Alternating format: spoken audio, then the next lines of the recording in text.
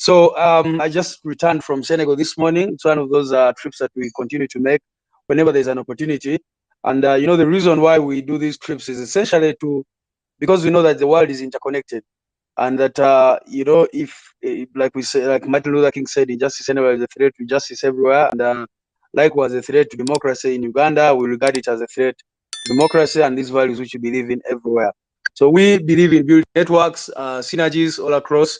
So that's why we normally, you know, travel every once in a while to meet compatriots in other places, whether be it on the African continent, in Europe and other places. But also very importantly, to make a case to governments across the world that it's not tenable to continue working with an illegitimate government, to continue working with a government which does not have respect for the rule of law, for democracy, and good governance. So that's one of the reasons why we keep moving and making a strong case to the people out there that, you know, it's important for these countries to understand, to associate with and you know, support a regime which has no regard for its citizens and the people. They are doing a disservice to themselves and definitely legacy. Of course, these trips have paid off in some cases, and other cases we continue trying. And you know, even when we don't see immediate gains, we know that it will be worth it. In terms of what NUP is doing, of course, ours is a continuous struggle, like we've been saying. You know, we continue to organize our people. You've been seeing the Kunga activities all across the country, trying to have mobilization teams all across. Civic education is extremely important, and we've been having that element. And of course, every once in a while, participating in elections and other forms of elections that come up in order for us to keep our people educated and updated on what is going on. So how have you found working across Africa with pro-democracy movements, with young people across Africa? How has that exchange benefited our young people in Uganda? And when you go on these, do you kind of build lasting relationships? Do you interconnect them with the young people back in Uganda? Are there sort of structures for that? Or how does it work? In terms of keeping that sort of momentum of working across Africa with young people and, you know, with pro-democracy movements? Definitely, we in some cases we've been able to connect our people with you know, pro-democracy activists across the world and indeed on the African continent. We've even had some exchange programs in the past where some of our leaders and you know, these young leaders get opportunities to go to Tanzania, to go to South Africa, to get training and also to do some bit of betting on what activists elsewhere are doing. So yeah, of course, unfortunately, given the environment we live in, sometimes these activities are not publicized, but we do that a lot. Our people sometimes chance to go and see what activists everywhere else are doing, to learn from other political parties and how they are structured and what lessons we can learn from them. But yes, our interest is really, we've been saying that there was a generation which fought against colonialism in Africa, and then there came another generation which was fighting, or so-called the liberators, who claimed they were fighting against dictatorship. And in my sense, there's now need for a third force, a third move, to learn from other political parties and how they are structured and what lessons we can learn from them. But yes, our interest is really, we've been saying that there was a generation which fought against colonialism in Africa, and then there came another generation which was fighting, or so-called the liberators, who claimed they were fighting against dictatorship. And in my sense, there's now need for a third force, a third movement in Africa. And you see, when the Musevenis, or be it the anti-colonial forces, were fighting, they built connections all across, and it led to the formation of OAU, the Organization of African Unity. And even when the Musevenis were fighting what they called you know, they were working very closely with other movements elsewhere. And so we think that this is a time for us also as a generation to connect more, especially across the continent, because we have shared aspirations. If you see what the young people in Senegal are fighting for, you know, to have better democratic rights. Some of the opposition leaders there have been blocked from contesting, although Senegal is much more democratic than Uganda, of course. But you see that we have aspirations which bring us together, and that's why we need to build these networks. Right. Okay. Well, staying on, the continental sort of third wave, and you're part of a generation of new African leaders who don't seem to have any link to the colonial past. You're sort of born colonial and post-independent Uganda, and sort of don't have that thing that the Musevenis of this world have. But you're part of a new sort of movement, the movement that you talk about, a Pan-African movement or wave of leaders. And I wonder, with all the restrictions or the constraints back home, how do you deal with situations, for example, with what's happening in the Democratic Republic of Congo? We've been holding Twitter spaces with thousands of Congolese and Rwandan and even Ugandan citizens who are concerned and worried about the resurgence, and the insecurity that's threatening to sort of start again, and then the humanitarian implications for us in the Great Lakes region in terms of refugees. How is NUP prepared, or sort of what has NUP got to say about what's actually happening now in the Congo?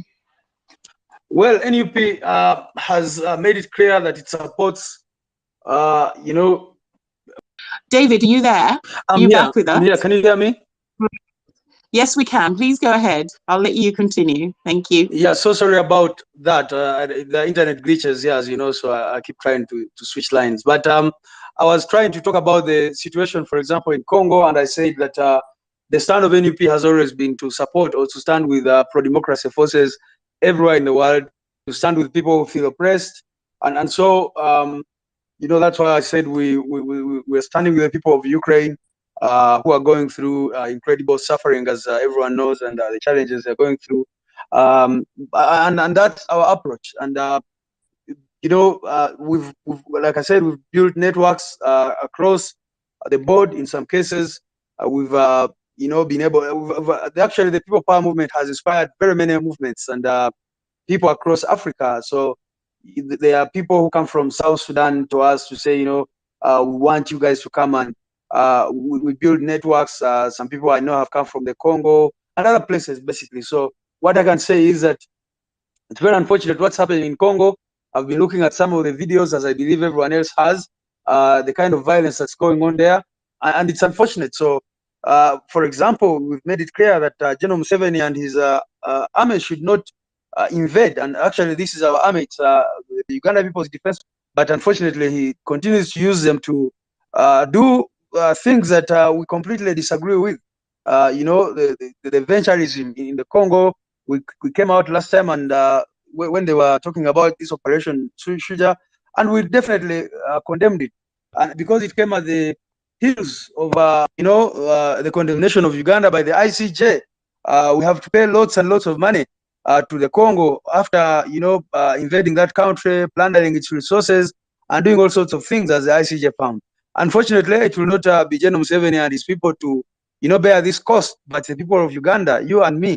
So we think that unfortunately, these are a person like General Museveni, I don't think cares what the people think about his invasion of that country. But we hope he can, wake up to his senses and realize that actually there is a extermination of the people, so that this venturism of his comes to an end.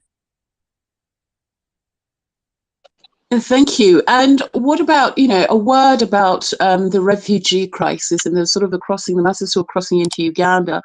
Do you know what's happening in terms of humanitarianism? Because also, I don't know if you agree, I find that it's almost like Museveni creates these crises and gets funding from abroad, and somehow Uganda becomes a haven for people, but they wouldn't even be there if Museveni did not have this adventurism that you talk about, and the military adventures, which are usually to go and plunder. What do you think about Uganda being used, of course, we have to give refuge, but what are your views on the refugees that are coming in, and how they come to be in Uganda? Definitely, you know, Uganda, first of all, has been receiving refugees. Museveni and his people try to, you know, show that it's a policy. But if you actually look at the records, even as early as 1926, Uganda was receiving refugees. In 1959, the Rwandese were coming to Uganda, and Uganda gave them a safe haven. And so Uganda's policy of receiving refugees has always been there, and it's, I think, in our culture to be, you know, open to people who are in danger. The challenge that I see right now, and we've been talking about it, is that a lot of times General Museveni wants to make himself indispensable within the Great Lakes region. And so a lot of times he will start a conflict and then come up to say that he's the one who has a solution to ending that conflict. So my view, and sometimes where the international community fails us, is that they don't look at the cause, the original cause of the challenge. They're always looking at the outcomes of these problems. If Museveni had not gone into South Sudan to do what he did there, if he did not go to the Congo to do what he did there, if he's always not going, sending out troops to the Equatorial Guinea and wherever else he has sent these troops of ours, perhaps there wouldn't be need for him, you know, come in as a messiah now, and there wouldn't be need for refugees to come to that. But then he goes, creates chaos somewhere, and then somehow convinces the international community that I am the only one who can, first of all, give a refuge to all these people who are escaping from that situation, and secondly, that I'm the one who can actually put that conflict to an end, etc., etc. So the other day we were in Somaliland, and we're having a discussion on peace and security. And one of the speakers posed a very important question, and he said, do you think it is in Museveni's interest for the war in Somalia to end, for Somalia to be peaceful, when actually General Museveni's sort of carrot and stick approach, which he applies both here in Uganda but also across the region, is well known. So he will come in, and you remember when they started, you know, questioning his human rights record and everything, he threatened to withdraw troops from Somalia. So that has always been the way the regime in Uganda operates. So they are in Somalia, and the question to everybody should be, do you think genuinely he would be interested in that situation coming to an end? Because then he knows that if that situation maybe comes to an end, he will no longer be needed. And so these are the unfortunate challenges that we continue to experience within this region. And this is what this is part of the problem of why why Museveni stays in this idea that he's indispensable and he's the Western powers man in the region. But increasingly, as we saw at the last election, the human rights violence and the killings of November 18th November 2021 when NUP supporters were killed. So I wonder about what your feelings are and how the West actually operates on the ground in Uganda, that on one hand they seem to be propping up Museveni and somewhat ignoring the excesses and the violence and the killings and the atrocities that are going on. How, I mean, when you're talking to them, how exactly are they dealing with this sort of duality of having to work with this monstrous man on one hand and then having to deal with their own sort of national interests? And how will NUP ensure that the relationship with the various development partners continues if, you know, when, as and when, I should say, they take power from Museveni or they come into power? Yeah, so we have made it clear to our development partners, first of all, that Uganda has always been a home to refugees, and if they are refugees, they will always be welcome in this country. We've also made it clear that we are against terrorism and such other things. Museveni portrays himself somehow as a master in terrorism and that kind of thing. Sorry, you've got a glitch. David, you've got a bit of a glitch. I don't know if you've got some recording nearby or something. No, not at all. Is it better now? Yes, it's better. Go ahead. Yeah, as I said, what we said to development partners is that they should not relate to revenue. They should relate to the people. Happening again. I don't know if anybody else can see it, but it's sort of, can hear it. It's kind of this woozy thing that's happening. Hello? Can you hear me? Sort of intermittently. You're going on and off. Sorry, those are the things that happen when, you know, with spaces, especially when you're in Uganda. This is perfectly normal to people who are used to spaces, but that's fine. We can continue with our conversation. People just have to enjoy to journey every time we get a glitch, but not a problem. So yes, you were talking about Museveni's expansionism and our development partners. Please I continue. really don't know where you lost me or where I lost you, because I kept talking on and on, but anyway, right at the start of the conversation where you were telling us that you had, you know, you've reassured your development partners, and then you started going funny. Oh, sorry. So I was saying that Yeah. we have made it clear to them that they should not relate with General Museveni as an individual, but they should relate with the people of Uganda. And secondly, that they are the oxygen which keeps the regime alive in this country. And we've said that they should stop sponsoring our operation. They should stop propping up a dictatorial regime. And we are grateful for some of the sanctions that have been imposed. For example, the travel bans by the United States on some of the officials of the regime, and you know, some of the human rights violators. But we think it's not enough, and we think the international community needs to do more to show that they actually believe in the values which they profess to believe. And when we've met with them, we've had these candid conversations. They've expressed their frustrations also in many cases. And I think that's why we continue pushing. That's why we continue visiting Western capitals, capitals here in Africa and other places to make that strong case. Right, thank you. What I was going to say, you keep. I can't open up the lines without me talking about this because it's very close to my heart. I think you have a daughter. Are you a father of a daughter? Daughters, actually. Daughters, exactly, plural. So you will understand my questions.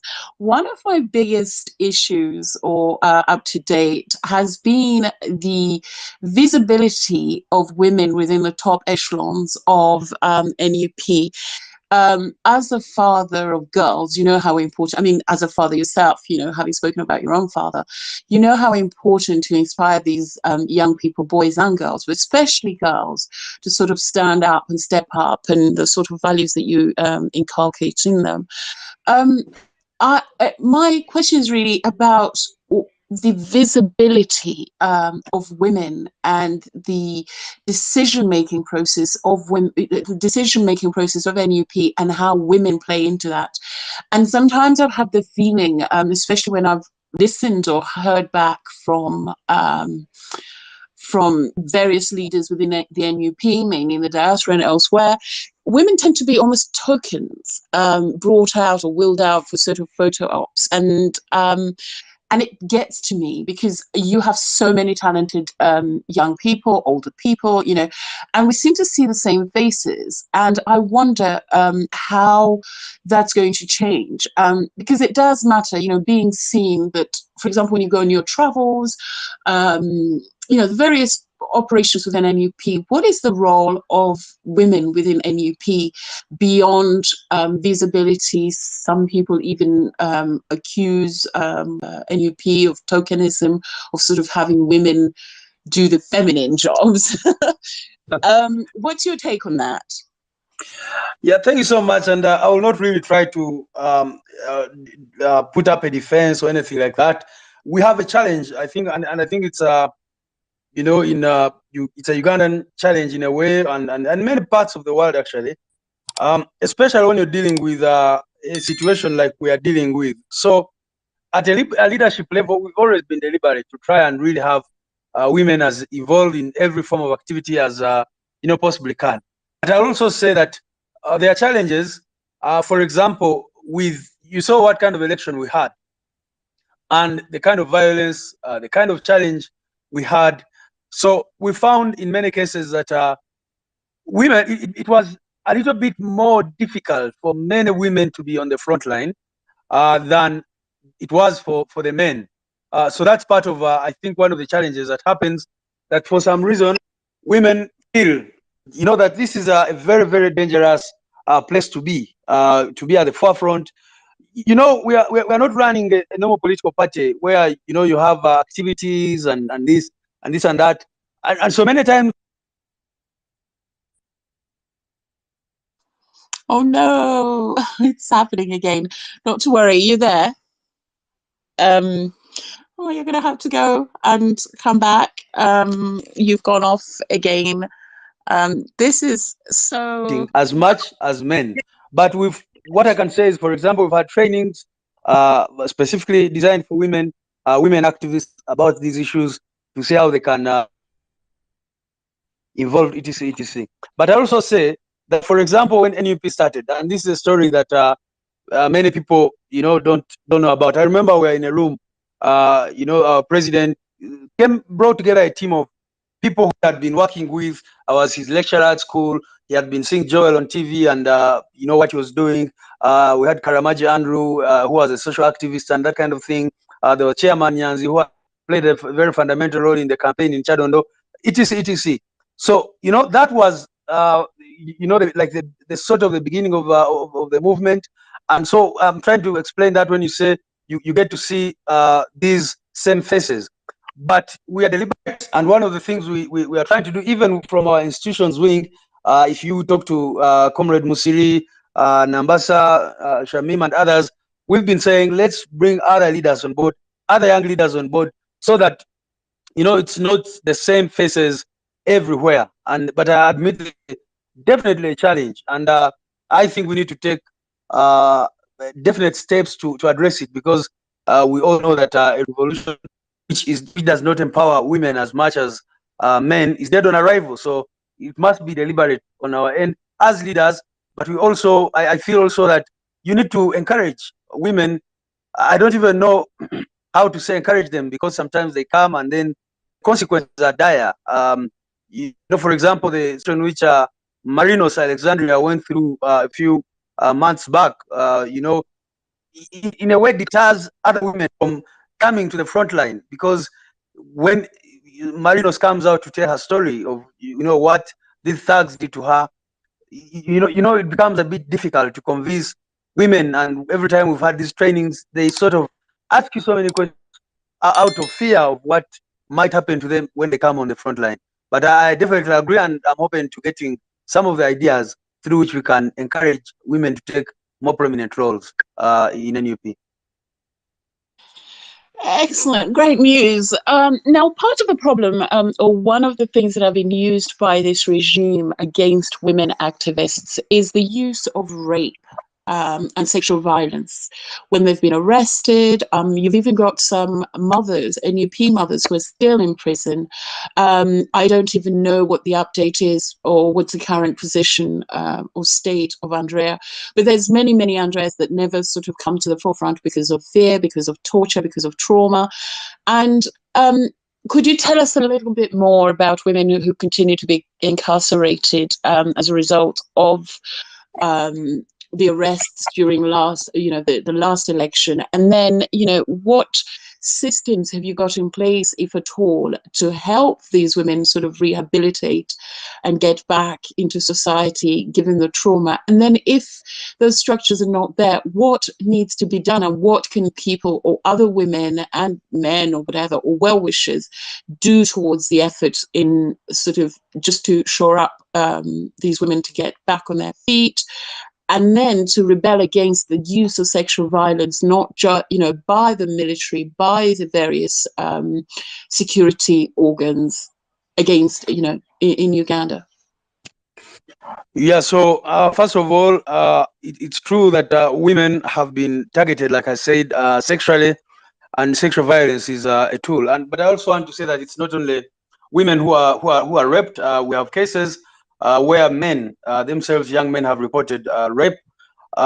So it's unfortunate what happens. And what systems are in place? Of course, usually, as you've seen, Jim's response is always targeted to the kind of activism that the citizens put across.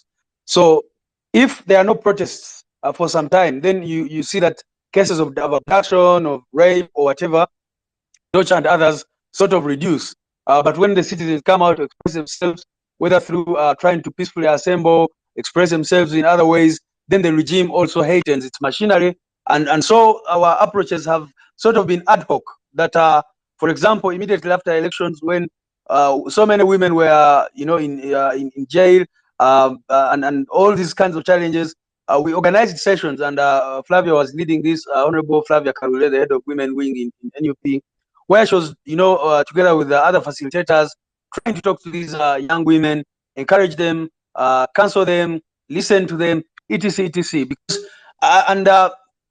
you know, some women have not been direct victims, but secondary victims. For example, all these young men who were abducted, many of them not even, you know, not ever seen again. They left behind wives, they left behind children. So, you know, there's a need for a lot of counseling, a lot of support to these families. Of course, as NUP, and maybe soon we'll be, you know, showing some of the figures as the financial year comes to an end. But if you see how much money we've spent on welfare just between June last year and June this year, it's incredible. And so sometimes that's what we can do to help these people with food, accommodation, helping prisoners themselves, some of the kids, you know, helping them with school fees, and many other things. So we've been trying to help on one hand to, you know, give psychosocial social support, counseling, and all that. But I cannot say that we have enough resources in terms of human resources and you know, other logistical requirements to do that. And I want to appreciate, for example, there's an NGO in Uganda which you know, rehabilitates torture victims. So in cases where we've been overwhelmed, some of these people will refer them to those organizations which have the necessary expertise. Right. Okay. So is there sort of, do you have like an organization or part of the welfare office where people who have been through these traumas, where people do help, where people can send help? Is there sort of an official number, an official line? How does that work? Yeah, you know, we put an on fundraising at some point last year, I think it was after elections, and we knew, of course, that our people were a bit discouraged after a stolen election and all that, and so they needed to recover also. So we said, you know what, let's put a hold. In any case, the party now has parliament, it has councillors, presence in parliament and all that. There's money allocated by parliament which comes to political parties. So we said, you know, for now, use the resources that it already has at its disposal. But that does not mean that we do not, of course, continue to receive or accept donations of any kind to the party. Definitely we do. And we appreciate very, very much our diaspora chapters, which have always come in also on ad hoc basis now. When there's an issue, for example, when our Secretary were arrested, some diaspora chapters came through to assist. Some diaspora chapters came to assist, you know, when there was Eid and then Easter, to support families of these victims of torture and families of the people who are still in jail and that kind of thing. So that is what we've been doing for now. We initially decided to put a hold on fundraising efforts, but if anybody wants to, you know, contribute to the party, we can. There's an online link which you can use to send any contribution, but also there's a mobile money number which you can send some help to of our accountant. Excellent. I know actually already you and I have talked about this in another space when we talk about accountability and having sort of an annual report coming out and the concerns that people, perhaps you can repeat what you said then, the concerns that a lot of people in the diaspora have in terms of transparency and accountability. And one of the things you said at the time was the law, I think, I don't know, chapter 12 or something of a particular law or act, which insists that you have to report whatever external funding you get as a political party. And once you do that, you need to have complete transparency with names, etc., etc. And that stops from a lot of people who would like to participate from taking part, because obviously the government requires you to note down the names of your donors. And I wondered whether you've thought of a way how the various chapters within the various diaspora regions, how they could bypass this by perhaps organizing funds or sponsorship or partnerships with various structures within NUP. Have you found a way of sort of getting around that? Or if you can explain a little bit about what NUP plans to do in terms of transparency and accountability for those people who don't know. Thanks. Yeah, well, like I said, we first of all believe in accountability and transparency. These are values which we are trying to, fight for in this country.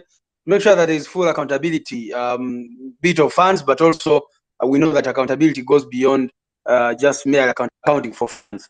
One of the things I was explaining the last time was that when people talk about accountability, sometimes they don't seem to understand the challenges you have. And I said that immediately after elections, we compiled a report which had, every penny that had come through to us from whoever, and we sat down and said, what do we do now? But there's that provision in the law which requires you to, and it's Section 12 of the Political Parties and Organizations Act, which requires every political party to submit, including names of people who have made donations and all that.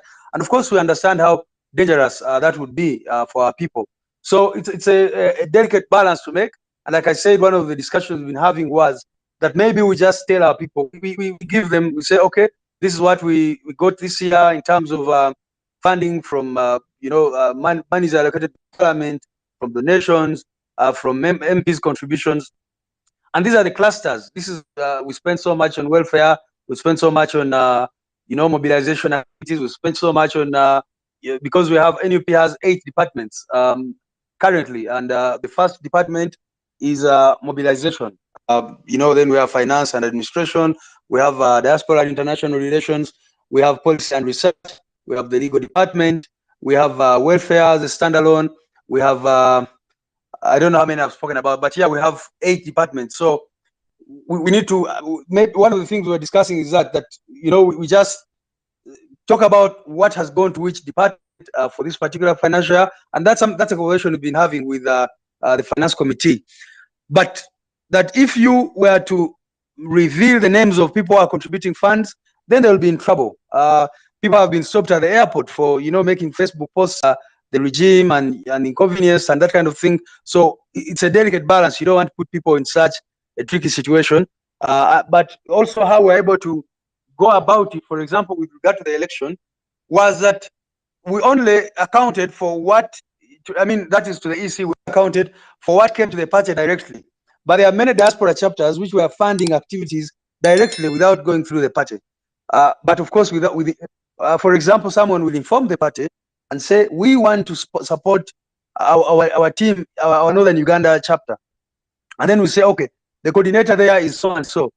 And so you give funds directly to a cause as opposed to funding the party and then having to put us in a situation of having to count for it with names and that kind of thing. So that's one of the approaches we've been using. Right. Thank you. And I'm going to open up the phone lines very soon, or not phone lines, but open up the space for people to directly ask you questions.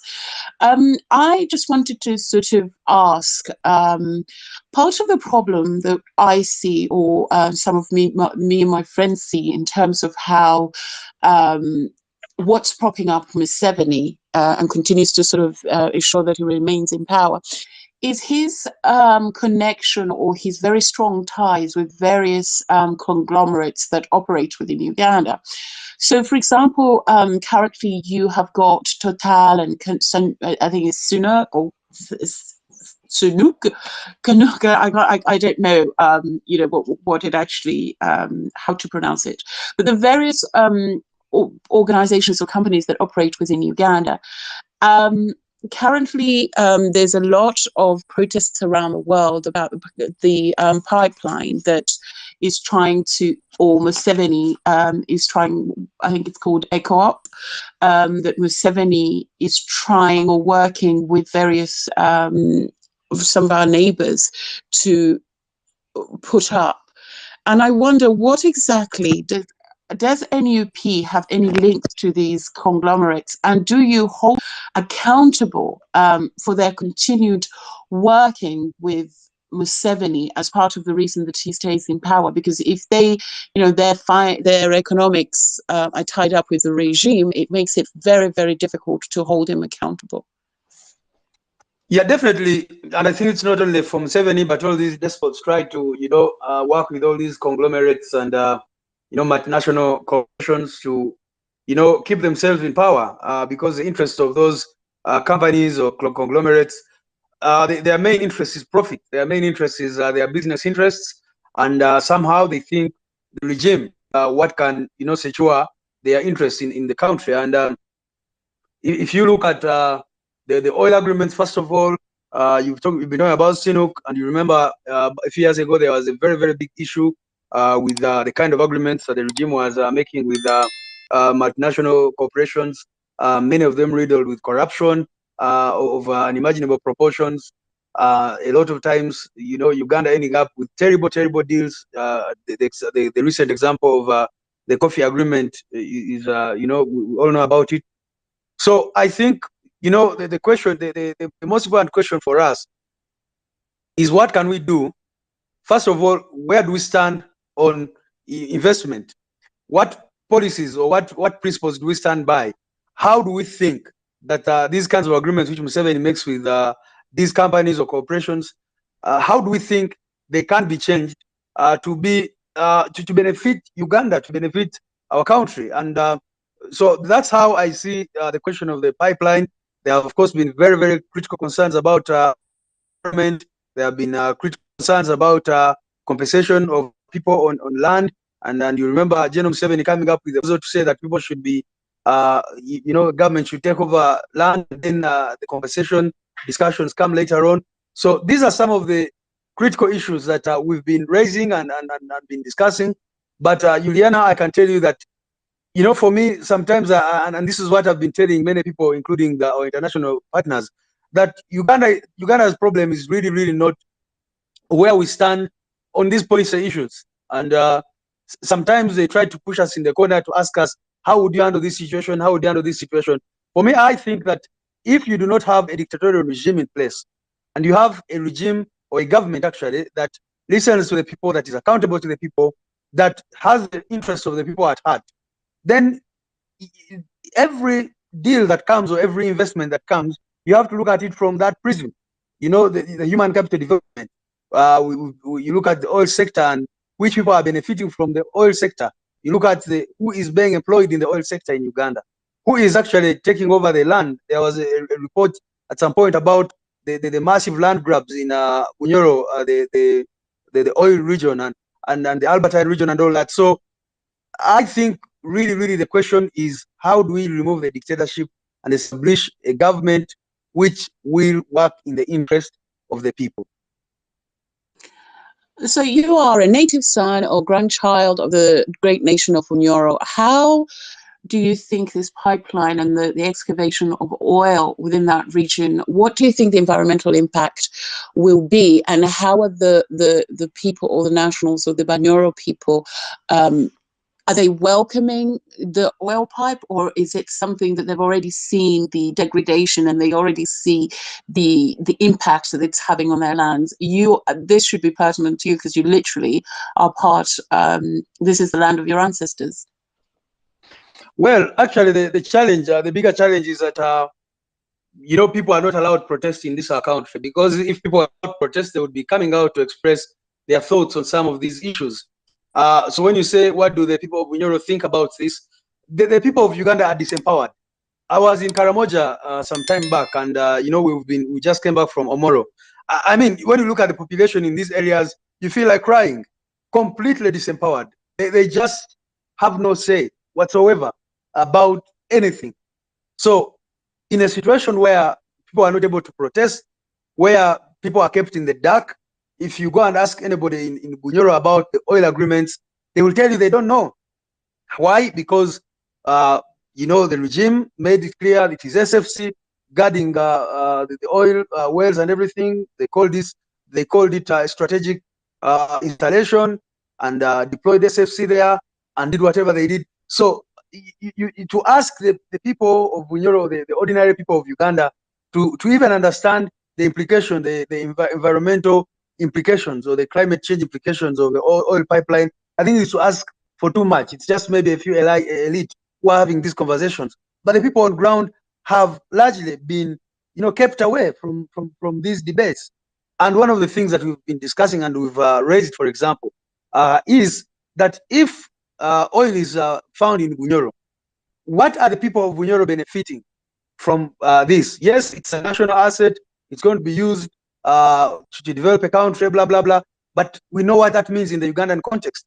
And we have said, first of all, that employment should go to the people in Bunyoro. But I think several times there have been lists coming up of people who have benefited from scholarships to go and see about oil, be it, on the scientific angle, the legal angle, the economic angle, etc., etc. And the people of Bunyoro have come out several times complain about these things.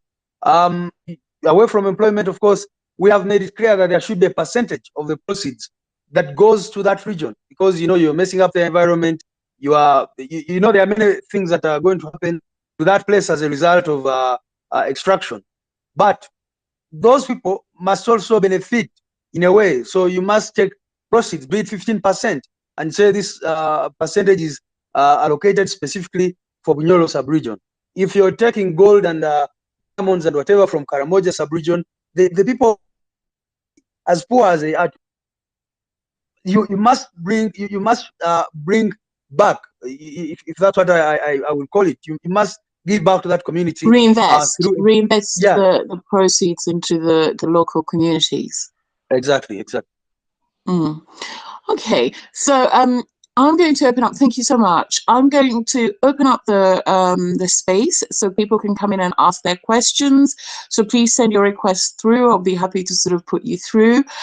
Mainly my questions, I think, are done, and I'm just going to bring in Blood Pem Doctor, and then whoever else would like to ask Lewis a question, feel free to send your requests in.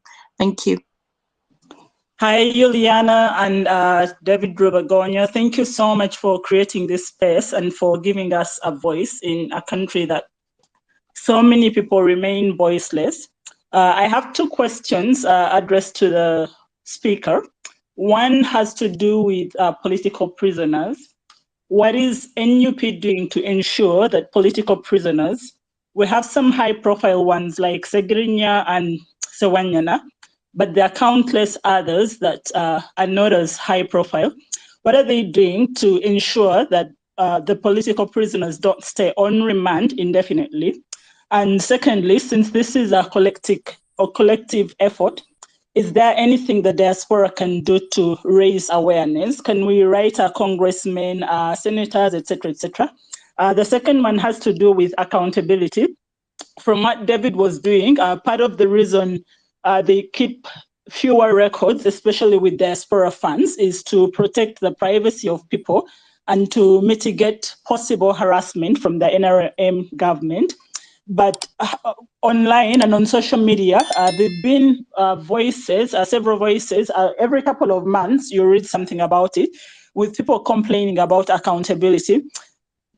Going forward, how does the chapter and the headquarters of NUP in Uganda ensure that accountability of funds collected in the diaspora will be utilized for what they've been collected for, that the money won't be embezzled, and what will they do to give people confidence that we are different from the thieving government of Museveni?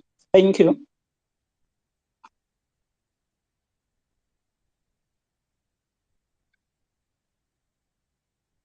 Juliana, would you want me to respond immediately? Yes, please. Please go ahead. Yes. All right. After I bring other people in. Please go ahead. All right. Thank you very, very much. On the question of the political prisoners, we've tried actually to do many activities around keeping the situation alive. You've seen our visit them a number of times. Even last year I was at Chitaria to visit them. Myself, I've been going there many times. So what we're doing things around these political prisoners. We have gone to courts of Uganda, as you know. There's a case in the Constitutional Court, which the Constitutional Court actually ruled in our favor. It's an old case which was filed initially by Honorable Kabazigulu Kamaiko. It was basically challenging the trial of civilians in military courts. And when our people were being tried in military courts, we tried to, you know, join that case to file a fresh suit, and we advised that maybe we should support this other case that was already ongoing.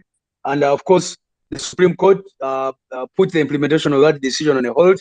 I don't know if it will, you know, be decided soon with, you know, Owinidolo as Chief Justice of Uganda. We all know the challenges there, but let's be optimistic and see what happens. As you know, we're also, you know, proceeding with a case at the International Criminal Court, you know, to try and say, look, there are crimes against humanity being committed in Uganda. We are also, in the past, of course, we've gone to the Human Rights Committee of Parliament, the Uganda Human Rights Commission. We have tried to use every avenue, and it has been clear that the Ugandan avenues cannot work, cannot help these people, but we continue to try. So what has largely happened is that the General Court Martial, previously, I think after elections, had so many people, thousands of people in that court, but they were using them as a sort of, you know, a bait to say, let's see how NUP will respond, because they knew that there were likely to be protests after a rigged election. And, you know, the court martial made it clear that they were going to be released, you know, after a few months, every once in a while, some are released, sort of waiting to see what NUP plans to do. So that's the approach of the regime with regard to these people. And I'm glad to note that out of over 3,000 recorded people that were in jails immediately after the election, we have records of about 200 now who are either still in prison or missing. Those who are missing, who we surely know, are about 16. But I mean, whose whereabouts nobody knows up to now. But almost every week, new people come up to tell us that their siblings, their spouses, or whatever are still missing up to now. And our human rights desk continues to record these people, and as well as the welfare desk. So we are doing many things around that, and I think the diaspora community should do more as well. I think you need to continue raising their voices. As you know, this week, last week, our president was at the prison to see Olivia Lutaya, a young lady who has been there for over a year now, and many others. So I think diaspora should also do the same thing, raise the voice of these people, call the senators, congressmen and women, etc., etc. Now, finally, on the question of accountability, I think I've really explained this issue. I don't know. I mean, we need to get a better model that, because even if we give a breakdown, like I'm saying, maybe, you know, look at other records, but we've also said that these records are available. The law requires us to submit records of expenditure to the Electoral Commission, and we do that, and the records are there. But this is largely about the money which comes from Parliament, which in other words, the regime knows about. As regards the funds which are previously, which were collected by the diaspora, I've spoken about it. And one of the suggestions we had was that maybe we need to have members, like 2 or 3 leaders within the diaspora, as part of a finance committee, so that, you know, they attend virtually the meetings of the finance committee. And when we are making decisions, now there's this challenge, we're going to spend on this, so that they are aware. But this is information which they are probably not likely to put out in the public, again, because of the challenges. For example, I talked about welfare, and you know how sometimes how challenging this is. You're taking care of people, either whose you know, whose spouse is missing, whose child was killed. These people need their privacy. Sometimes they don't want to even come out again for security reasons and all that. But I think if we have, once the diaspora leadership is reconstituted, and if you see the report which was issued by Honorable Aisha Kabanda and her committee, it made a recommendation to that effect, that at least some leaders within the diaspora should be part of the accountability committee or the finance committee, which then the diaspora community can rely on for accountability. Thank you. I'm going to bring in Peter Ikakoro. Thank you. Okay, Juliana, thank you so much for bringing me in. First and foremost, obviously one of the leaders in the UK chapter, and I would really love to get in touch with you and really because you are such a vibrant participant in the chapter. But I think I would like us to meet after this and see what we can do. I don't actually live in the UK, but I may sound it, but I don't live there. So no, I don't. Sorry. No, sorry about that. Okay, all right. I just wanted to comment on a number of things, having listened to the whole discussion. I think the first one I would like to speaking. I can't hear him at all. Can you hear me?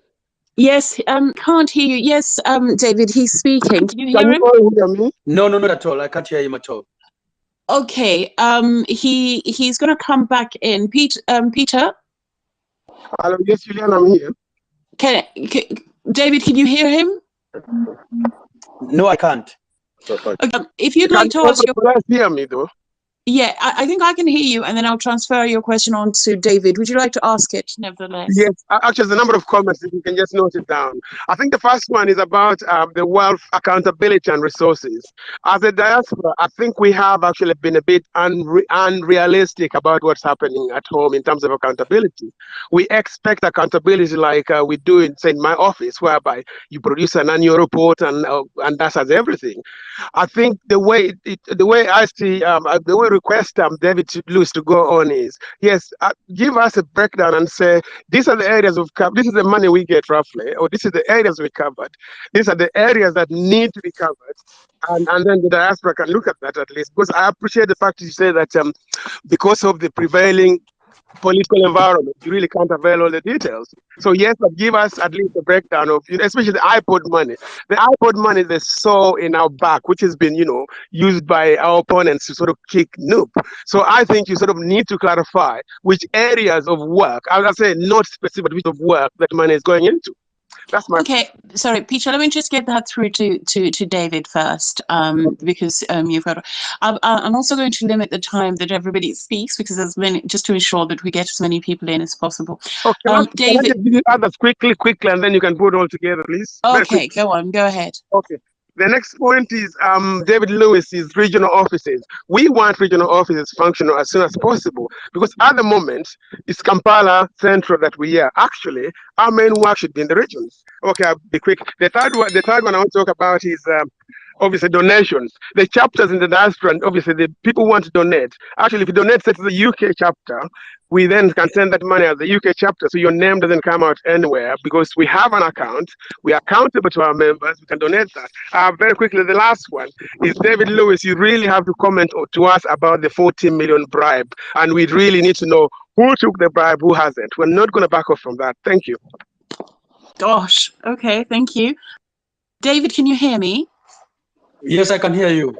Okay, brilliant. I'm just going to quickly run through his questions. The first one comes in, he wanted to talk about accountability and how he feels, it was more a comment, he feels that perhaps people in the diaspora are not realistic about how things happen in Uganda.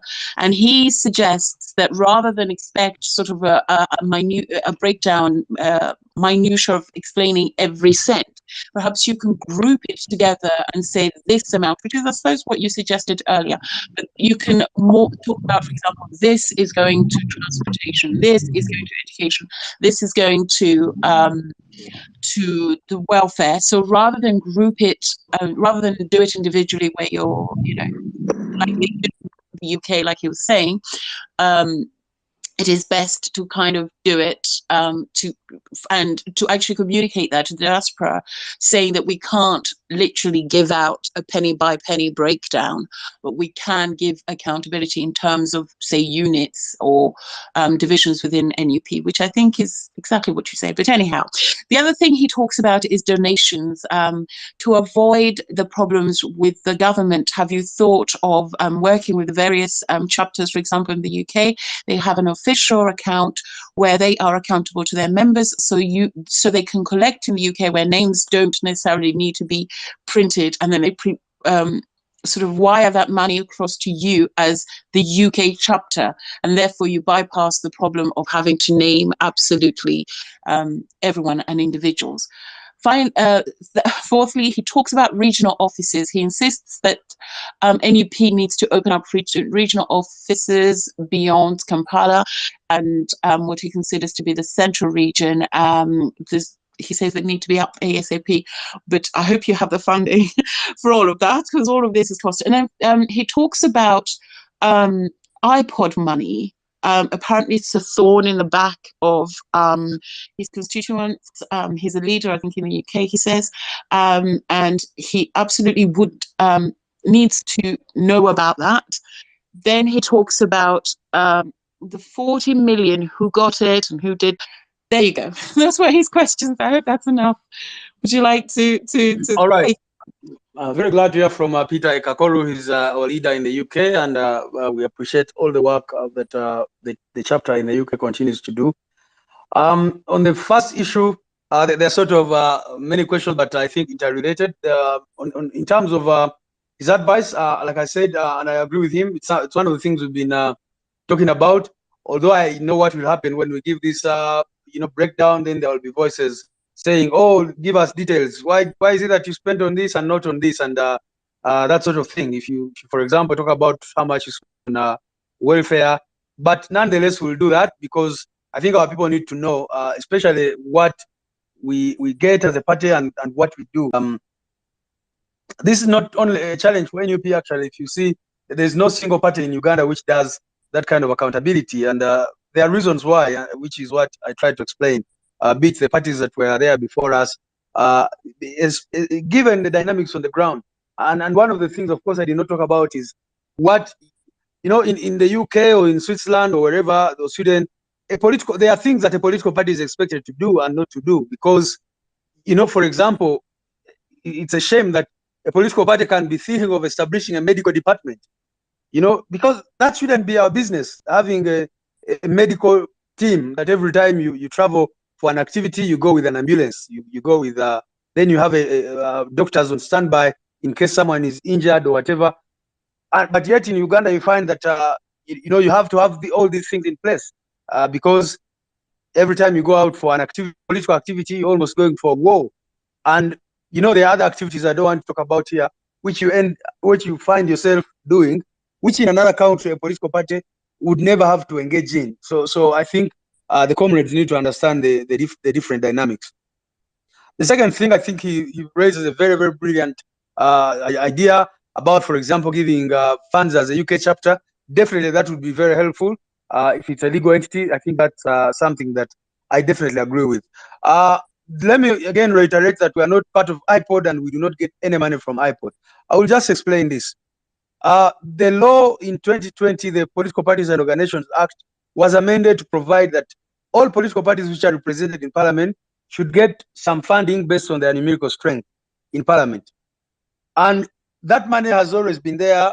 Of course, it was 10 billion shillings initially, which is divided then by the parties which are within Parliament. And that, of course, it's for the whole year. So you just calculate the percentage which a political party is entitled to. If NUP has 57 members of Parliament out of 512, then that's a percentage of that's the money that it's getting according to that law. It's unjust, of course, and unfair, first of all, because away from the parties which are in Parliament, there are other political parties. There are about 26 registered political parties in Uganda, and our view would be that even those political parties should be funded to do activities or to be able to, because this is a case of saying that you're only giving those who already have, and those who don't have, there's nothing that they get to have. But the other problem is that the NRM looked at it, or even when they were coming up with this whole idea, they were looking at how they will be funded, how they were looking for a legal route away from this money which they continue to use in political activities. They also wanted another legal route through which they can access public funds. So you'll find that, for example, currently they take 75% of whatever money comes from which is allocated by Parliament. So I wanted to clarify that we are not part of IPOD. There are some benefits that come with being in IPOD. There's funding which comes from IPOD. There are capacity building opportunities for political parties. All these opportunities which we said we are not going to partake of because we are not part of IPOD. So I want to make it clear that, of course, our detractors continue saying IPOD money, but we as NUP do not get any penny from IPOD because we are not members of IPOD. And I think finally there was a question on the 40 million shillings given to MPs. So we all know how it happened, and you know, I think it was the other Saturday when some members of parliament started calling the party leadership. That's they called the president, some called myself, Joel and other leaders, and they were saying, you know what, there's money being given out to MPs.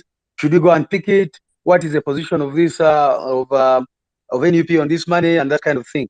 We did not know about it initially, so we had to found out what was going on. It was very, very unfortunate because according to the accounts received, this money was being given out in cash for the opposition and independent members of parliament. They were getting it at Anita Among's place, the Speaker of Parliament. And as for the NRM, they're picking it somewhere at some office at Parliament and all that. So we thought, of course, it was wrong, it was immoral, it was illegal, because how can public funds be handled in that way? And I think that's why they came up with a statement claiming that this was a hoax, that money was never given, blah, blah, blah. But it's on record, and you've seen members of parliament come out to make press statements about this. One of the unfortunate things about this debate is that people have focused on NUP members of parliament instead of focusing on the regime, because all of us should be asking ourselves, this is over 20.4 billion shillings. How many schools can be built with that money? How many hospitals? How many roads can be constructed in infrastructure projects, etc., etc. We are busy borrowing money every other day, but see what the money is being used for. So I think one of the critical things is not, it is very important for our members to be accountable, and our president has spoken out about this and clearly said that this money was wrong and should be returned, and several members of parliament who had picked this money were able to take it back wherever they had picked it from. One of the challenges that we have found is that people are creating fake lists every other day because this money was given out in secrecy. Although, the mafia regime that we have, we are told there were cameras recording whoever was getting this money. But as NUP, we do not have any list officially. But good enough, some members volunteered to say, I thought this money was legal. Now that you people appointed me to the challenge, I'm taking it back. And so they have taken it back. But I think the people of Uganda must be asking a very critical question. Why are public funds being handled in this manner? How can we make sure that there's accountability? And how can we make sure that the people who are engaged in this grand corruption can be brought to book? Thank you. Is there any sort of reprimand or disciplinary action within the party that's going to be taken against the MPs that collected it? Now, you could say that they were naive. They're sort of a group of young people who've just come into very powerful positions in government, but it's also setting a precedent for what happens later. I don't think anybody is naive enough to know that you do not go to someone's private residence and collect money. Is there any sort of sanction or sort of disciplinary action that's going to take place against those people who, within NUP, who took the funds? Well, what we said is that for now, the first step is take back the money. And after that step, then we'll sit down and discuss what happened, first of all, to those who we know took the money and did not return it. Secondly, the question you're asking broadly, how do we deal with this question of people walking into someone's home and taking the money? These are discussions we're having, and I think at the right time we'll inform the nation of what we decide about it. Thank you. I'm going to bring in, this is Ron, because I think he's one of the first people who put his hand up. Then we're going to have Muwonge Francis after that. So can we have, this is Ron, please, unmute. And whoever wants to speak, kindly send in your requests and then we'll continue. Hello, Juliana. Yes, hi. I'm Ronnie from Kenya. Mine is just to comment and to ask one question from David. And my comment is, I want to appreciate, I've been following the NUP, how they have been very vibrant to the government. Unlike Kenya here, where our opposition is dining with the government. And I want to congratulate the NP, the good work they have done despite the intimidation from the government. They have done a good job, and It's not like here in Kenya where we don't have a vibrant opposition, where government, whatever government wants to do, they will do it because they have a support from the opposition. And my question is, as NUP had a conversation to find a way or to have a handshake with President Museveni, or have you attempted to have a reconciliation on how to come on how NUP and NRM, if they can come together? Have you have any attempt of those conversations emerge in your party? And that's what I wanted to ask. Thank you. Yeah, Did thank you you so hear much. I that, think you're David? asking about. Great. Yeah, I think the question you're asking is about dialogue with the regime. And first of all, we have made it clear that we believe in dialogue 100%. We believe in talking for the sake of the country. It's not good to see where many countries are because somehow people stuck to their guns, and then eventually you end up in a crisis. And everyone who studies Uganda can see that unless a miracle happens, we are headed for not very good times. And of course, we've seen these simmering tensions. We've seen, there's a lot of anger and frustration beneath the surface. So I think dialogue would be good for a country like Uganda. The challenge we have in Uganda is that General Museveni does not believe in dialogue.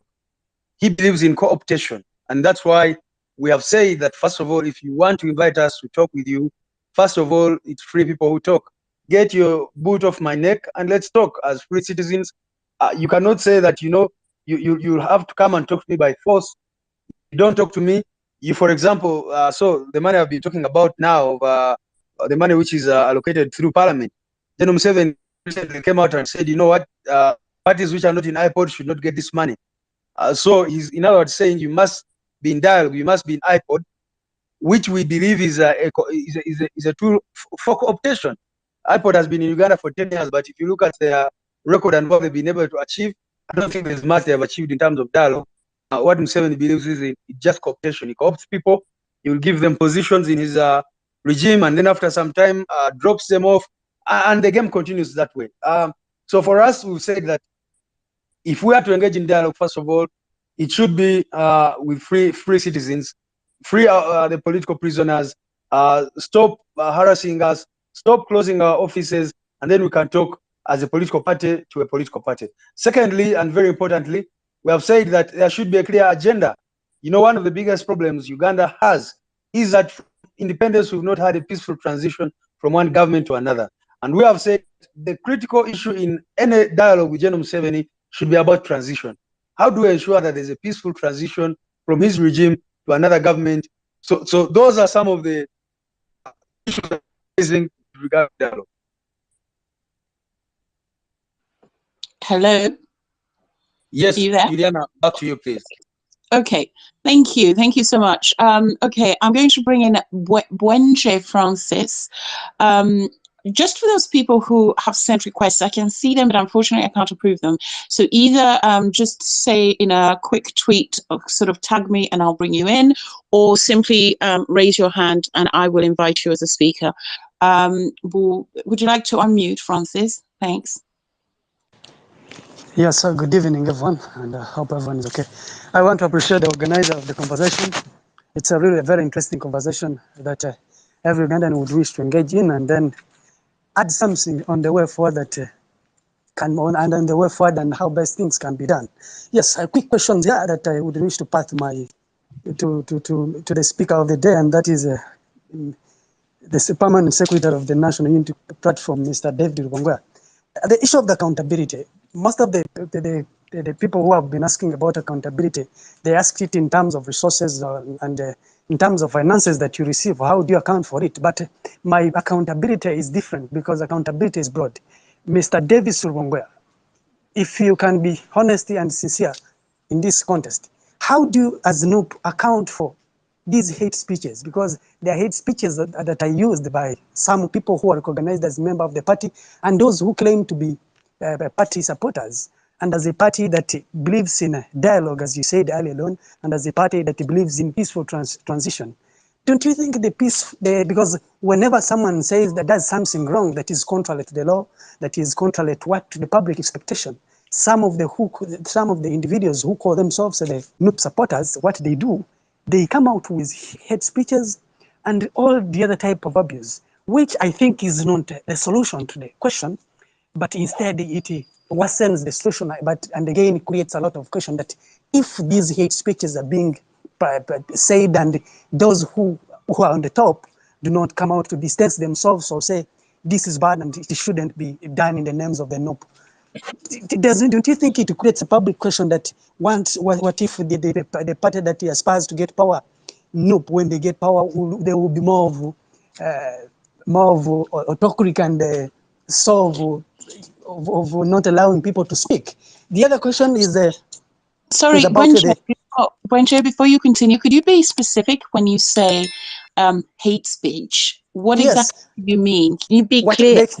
Exactly what I'm sure David can't account for what individuals say, but could you be specific in your example, please? In my submission, yes. So the one example I can give, I once looked at what happened in one of the the one that he likes or that is not in his favor.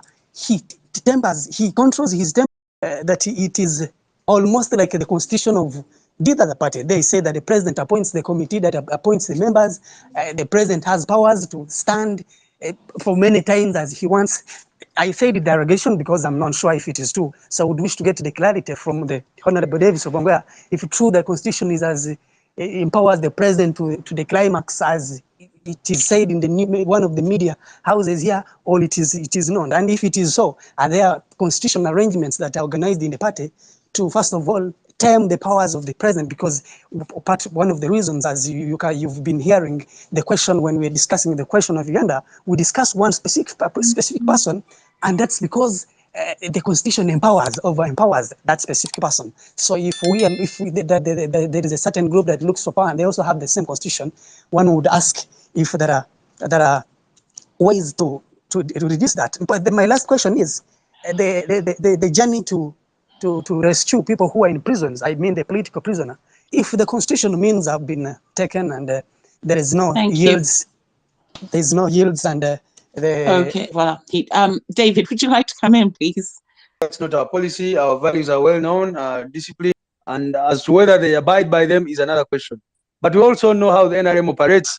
We have seen them, sponsor people to come up and, speak with so much venom about some issues in order to portray NUP as intolerant and that kind of thing. And of course, it has also gone physical. Every time there's a protest, they will come in with people, sometimes dress them in t-shirts of the opposition, and then somehow sort of claim that the opposition is violent in order for the regime to respond to them violently. Now, those are the initial categories of people I've talked about. But there's also another category of angry Ugandans. I don't know if you really understand what it means to be under one ruler for 36 years now and counting. And every day, whatever goes on in this country, we know it. The corruption, the misuse of the gun, the impunity. I always find it very contradictory that some people are so preoccupied with, the anger on social media as opposed to how the regime operates, the impunity with which the regime operates.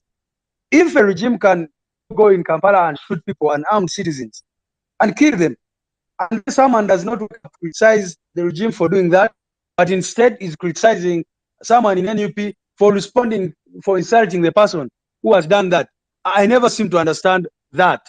It is like people who say, NUP, you are intolerant, you're what, and somehow these people say they support NRM, and I'm like, yo, the person who you're defending killed or led to the murder of more than 500,000 people when he was coming here to take power, and then you're preoccupied with people who are on social media, So I'm not trying to justify their conduct. Sometimes, of course, there are things I don't agree with. Like I've already talked about fake lists, for example, people are creating about the members of parliament and all that kind of thing.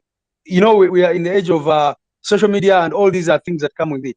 But what I want to emphasize is that NUP is a non-violent movement, and I expect citizens to be mostly targeting the regime for its excesses, for its impunity, etc.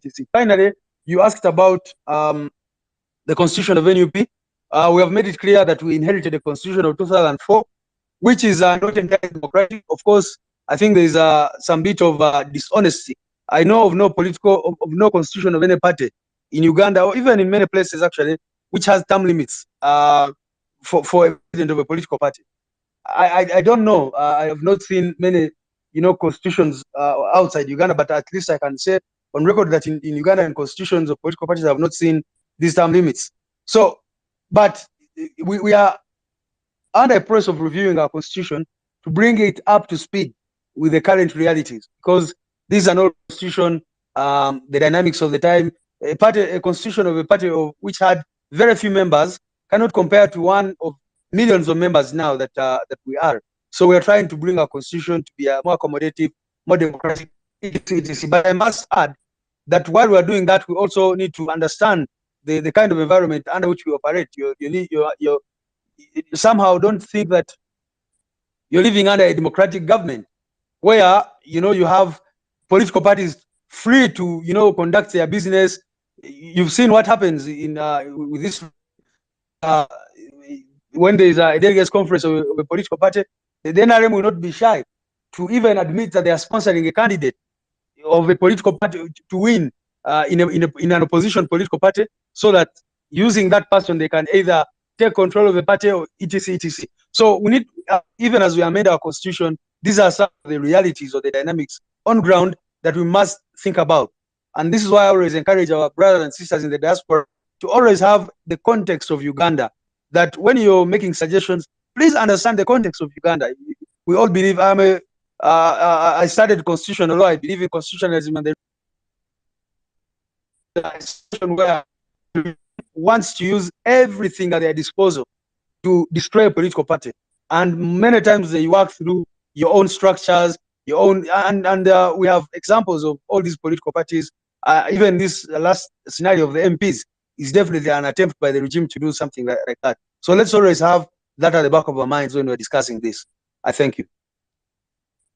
Thank you, David. Mayanja, I'm going to let you do the approvals because I can't seem to see them. Neither of us can actually see your request, so I don't know what's happening with that. There's obviously a glitch, somebody's messing.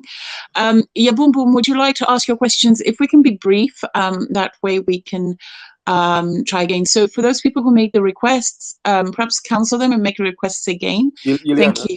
Yeah.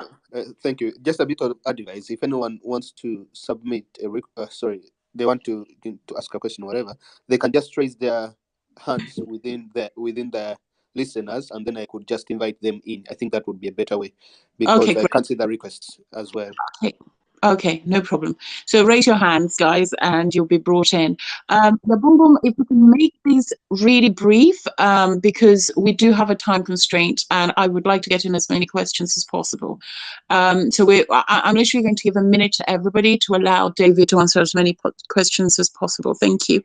Yabumbum, and then Roland, and then Duke. Okay, thank you so much, Juliana, for the chance. Yeah, I will actually be brief. My question, I think, is one. Yes, Mr. David, you're welcome to the space. So I'm glad that I found you here.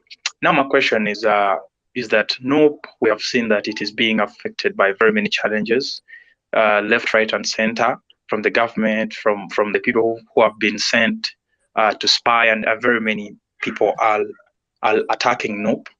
And we see that in some way or the other, there's a way the vibe is being killed.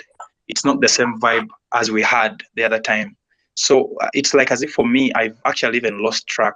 I don't know exactly. Can you please tell us the direction? Because it's like as if slowly I'm losing the direction. I don't know what is next. Can you please brief us what's next? What's going to be done? Because it's like as if there is some bit of silence when we hear things like corruption by the MPs.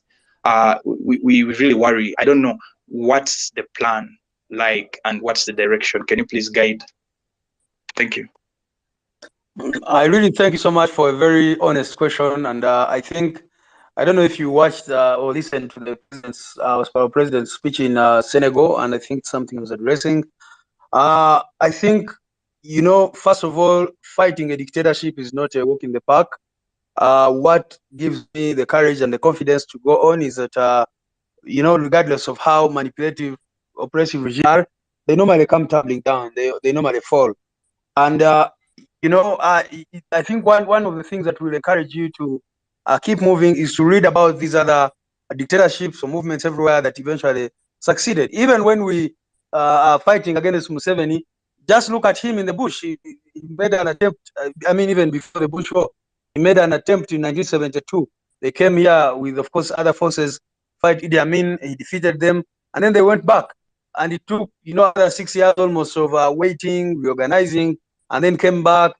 So I'm not suggesting that we are looking at spending a lot of time, but we need to ready our minds and ourselves to understand that fighting a dictatorship is a marathon.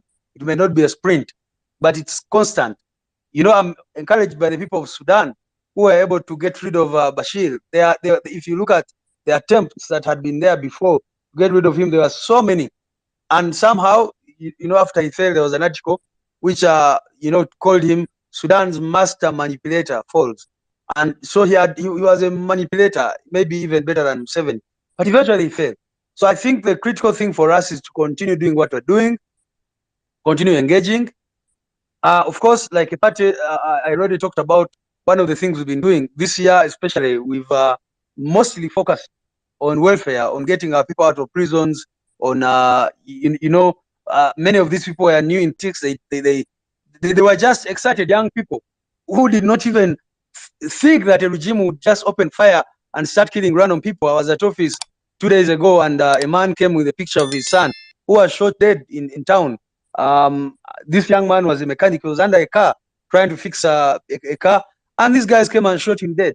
So this is what we've been dealing with this year, trying to reorganize, re-strategize.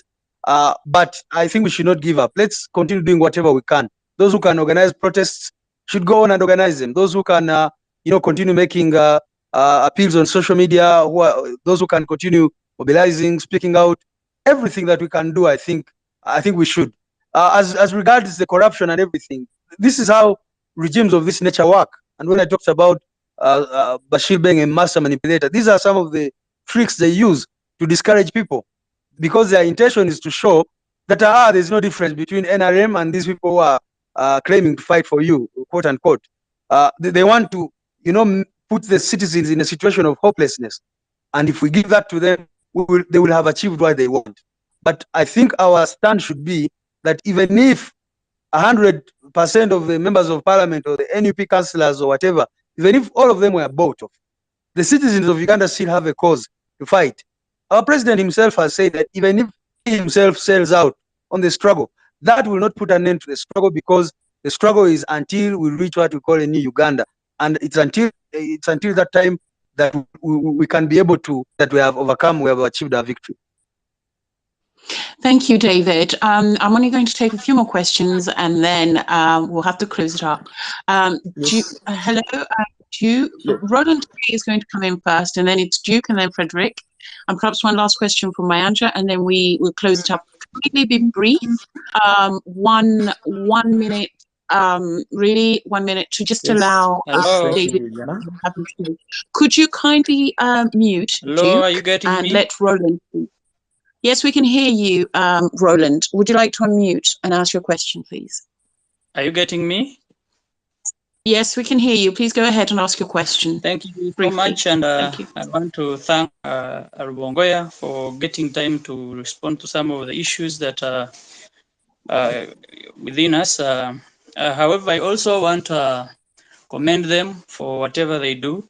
However, we have seen instances where we see they also fail to distance themselves from issues that they always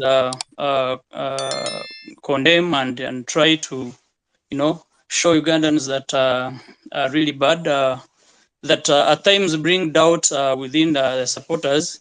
For instance, a case in point is just of recent, when the principal of NUP was seen last election that was held in Omoro, in campaigning in the car of the leader of leader of opposition. So that alone shows a very bad image. I wish they can keep on Sorry. ironing. Sorry to interject. What do you mean he was seen? Perhaps, David, do you follow? I don't understand. I'm do you hearing, mean, but I cannot follow. The principal was never seen campaigning. You mean Omoro? He was never seen campaigning in the car. That's different. could you kindly ask your question? I understand you'd like to make a comment, but rather than make a judgment, would you like to make it a question, straightforward question that can be responded to? Please, Roland. Thank you. As in, I was trying to mean that there are some events where we see that some of the NUP people act exactly like what they condemn. So I was giving a case in point because we saw a picture of leader of opposition in the car of Loop. So that was my point. So I was saying if they can also try to show a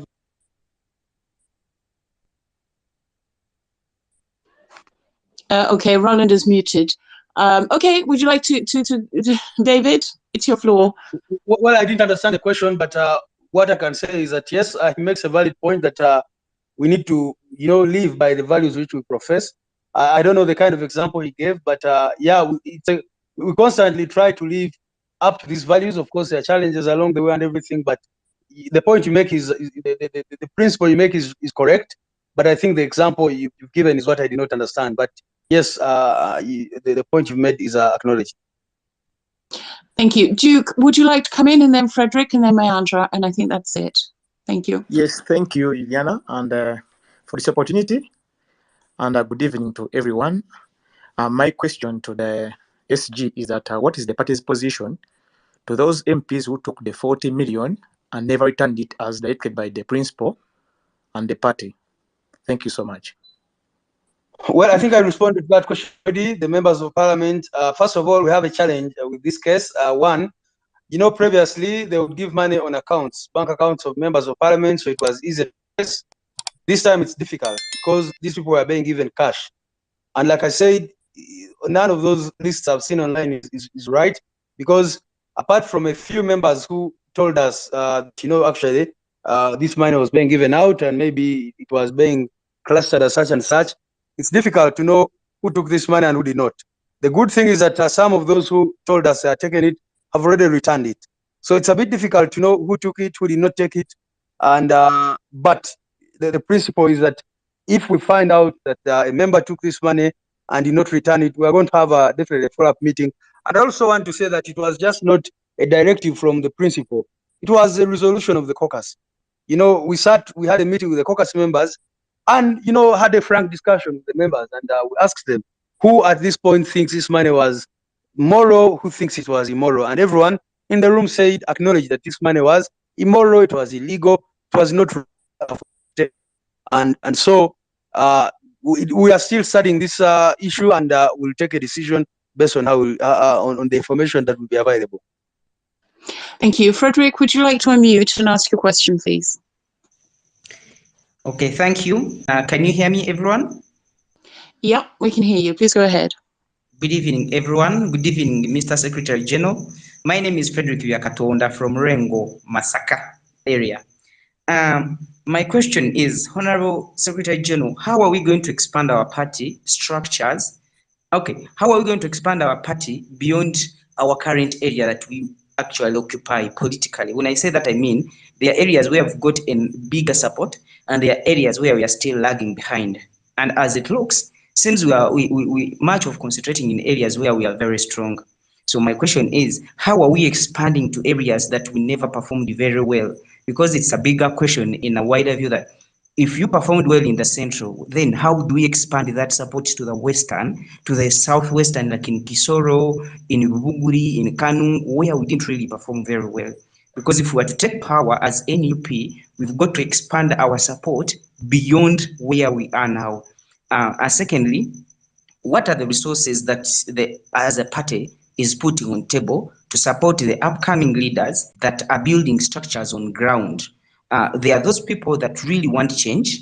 They are enthusiastic about it. They are stronger. They are willing to to grow the party beyond, but the resources are limited. What is the party position on supporting such people to get the party moving? Thank you. That was my question. Thank you again. Thank you so much, comrade from Luengo. Yeah, you're still speaking, Juliana, or can I respond? You can respond, sir. Please go ahead and respond.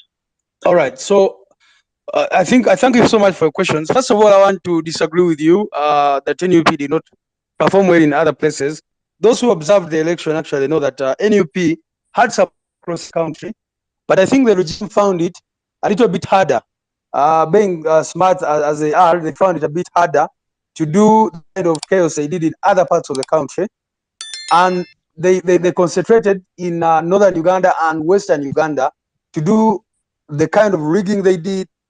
You saw the videos, taking for people, deploying the military, and in places like Kazo, Chirhura, and other places, people would come and they would be told that you are only voting for the MP because the president, that one we have already voted. And there are testimonies of people who are saying that. So it's not that we did not perform well, or we did not have the capacity to perform well in other regions, in the Far East. The kind of chaos that was there. So that is the regime, I think, was deliberate to say,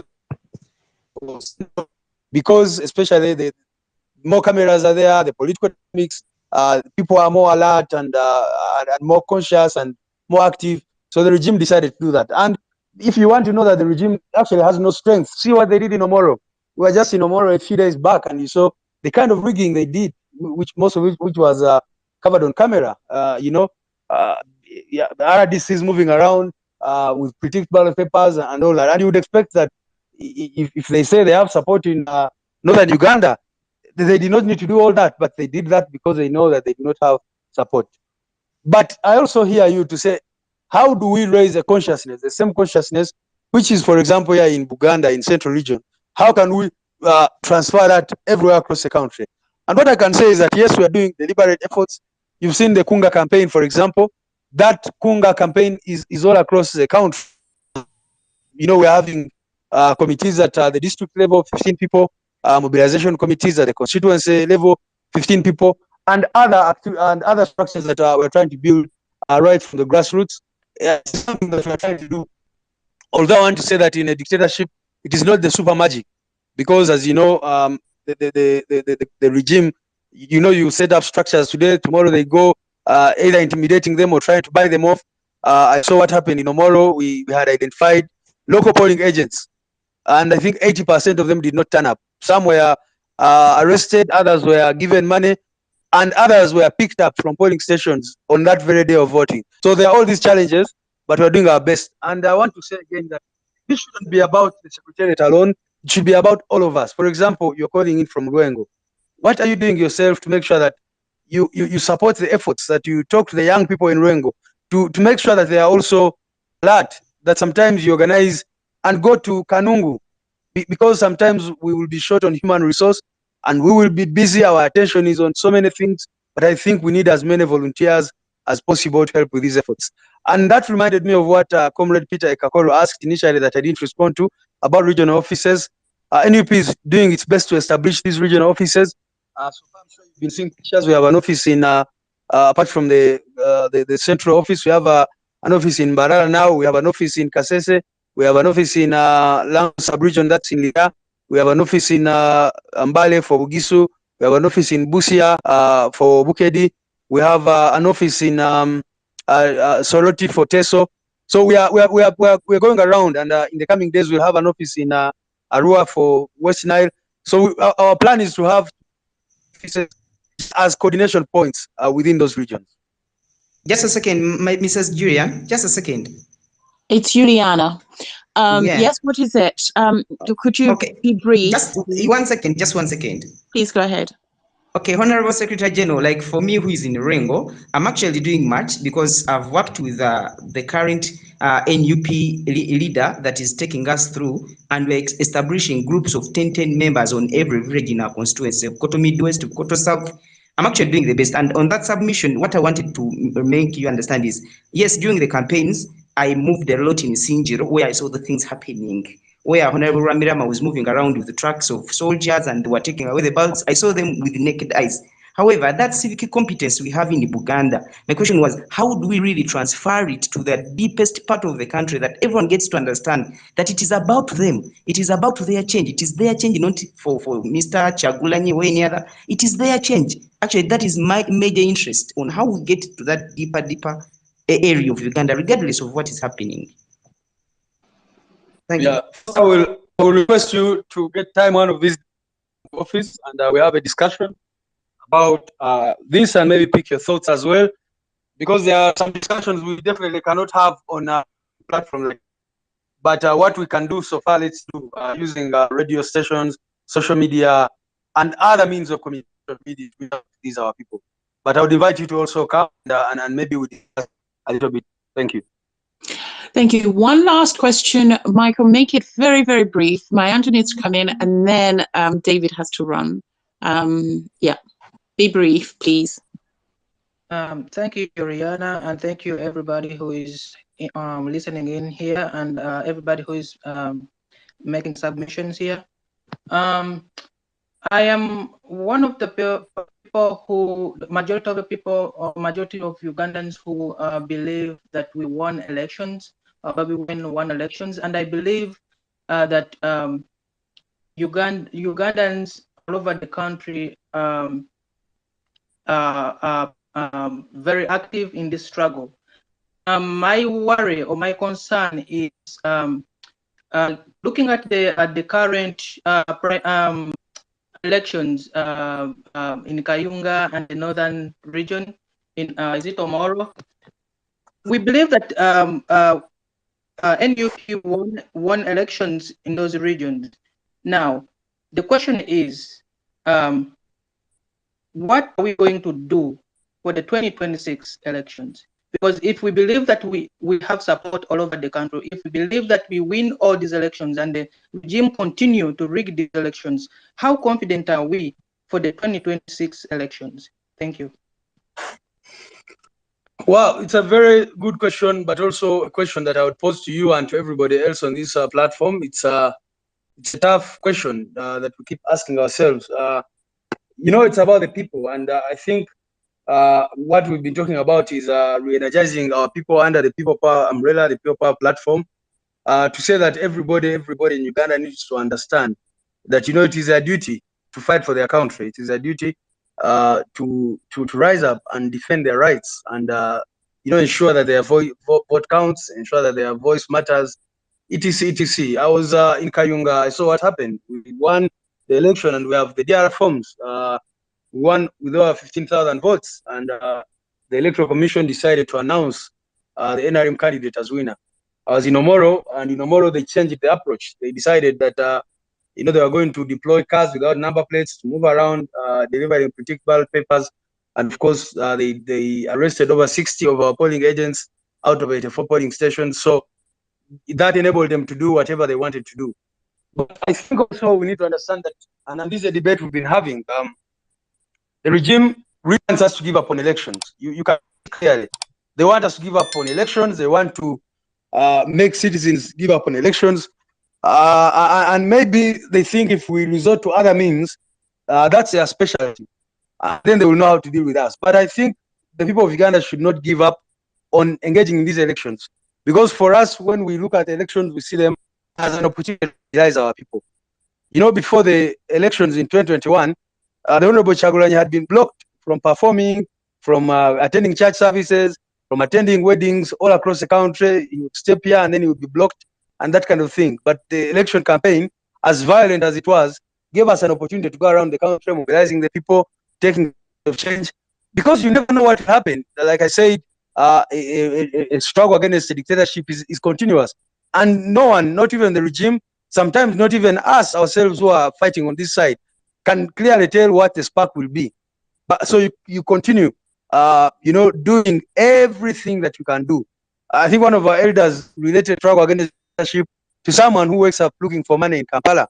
And he said that, you know, you wake up every day, you go to Chikugo, look for money. If you don't get money today, you return home. The following day, you'll be on the same road going to Kampala, to downtown, again to look for money. eventually you'll get what you're looking for. So it's a continuous process, a continuous struggle, and we see elections as one of the tactics that you can use, but there are other many tactics that you can use, including protests and other forms of peaceful or non-violent methods. David, have you got a few more minutes? Just a few more? How are you for time? You had talked about Mayanja asking a question, and then because I've had only men, I wanted a woman to come in. Sure, let's have a woman, please. Okay, so I'm going to ask Jackie or Lawyer to come in, because I tend there's an overwhelming the gender balance just didn't seem to work out, and I've got no idea why. But Jackie, please unmute, and if you can briefly ask a question. Juliana. Thanks a lot. And I text you the question, but I realized you did not read it, and I really wanted to ask SG. Thank you for bringing David here, and for all this great talk. I've listened from the very beginning to now, till now, and he's performed greatly. I would like to thank him also for answering all the questions posed to him. My question to Davis is, I am a medical person, and in my medical ethics, life comes first. Now, Davis, we have a situation at hand that came in the media about one of your legislators. I think she falls under NUP, that is Bachireke Namboze, who is ill at the moment, and she is supposed to be flown abroad for treatment. My question is, what is the position of NUP on this flying abroad? A policy they have detested and protested against in the past. Because if we have to correct things, then we don't have to. Juliana always says it doesn't matter even if it is your mother doing something that is that facilitates the dictatorship, then you shouldn't do it. In this case, it is in your house as a NUP. What is your plan? Life comes first. Thank you very much. Well, thank you very much for the question, Jackie. I'm really grateful for that question. First of all, I must admit that I've not had a chat with Honorable Namboze. I've been seeing media reports that she's going to be paid for. When we went to see her with the president, our question was that they had not given her clearance. The medical board had not given her clearance to travel for treatment. Let me just make one thing clear. The protests in Seattle, I think that's what has been largely referred to. And unfortunately, some people fell in for the propaganda of the regime. I think the question, people are protesting about the failure of the regime to build hospitals in Uganda. I think that's what it was about. People are not saying that, public officials cannot, under the present circumstances, go for treatment abroad. We have seen many people, go to Aga Khan. In NUP, recently we sent Atiku Shaban, who was brutalized in 2018, to Aga Khan because his condition could not be handled here in Uganda. We went to all hospitals until the time when the doctors recommended that the only doctor who could see him is in Nairobi, and we had to send him there. So I think the protests, which were not organized by NUP per se, but which were organized by Ugandans, I believe falling in different political parties in the US, I think the message they are sending is, regime, invest in healthcare back home. For example, we've just talked about the money that these members of parliament are sharing, which Anita Among was giving out. And we've talked about 20.4 billion shillings. Tell me how that money, what a miracle that money can do to Mulago Hospital, to make sure that it is, uplifted, to make sure that people don't have to travel, from Bundibujo to Kampala to have access to certain facilities, when actually the hospital in, whether in Kasese or in Bundibujo itself, can be uplifted. So I think the position or the question about those protests, the critical thing was, can we invest in healthcare in Uganda?